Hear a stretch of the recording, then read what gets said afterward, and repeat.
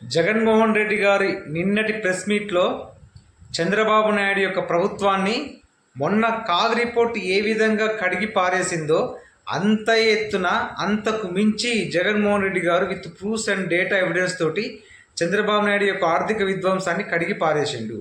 చంద్రబాబు నాయుడు ప్రభుత్వం ఏ రంగంలో కూడా కనీసం ఒక్కటంటే ఒక్క రంగంలో కూడా ఈ ప్రభుత్వం వచ్చినాక ఒక మంచి మార్పు అనేది లేదు. ప్రతి రంగాన్ని నిర్వీర్యం చేసి రాష్ట్రాన్ని ఒక అసమర్థ పరిపాలన కింద తయారు చేసి రాష్ట్రాన్ని అప్పుల్లోకి నెట్టి ఆర్థిక విధ్వంసం దిశగా దేశం నవ్వుకునే విధంగా రాష్ట్రం యొక్క పరువుని దిగజార్చిన ఒక అసమర్థ ముఖ్యమంత్రి చంద్రబాబు నాయుడు. ఇది క్లియర్ కట్గా జగన్మోహన్ రెడ్డి గారు విత్ ఎవిడెన్స్తో సహా నిరూపించాడు. దీనికి కనీసం సమాధానం చెప్పలేని దయనీయమైన స్థితిలో ఈ కూటమి ప్రభుత్వం ఉన్నది.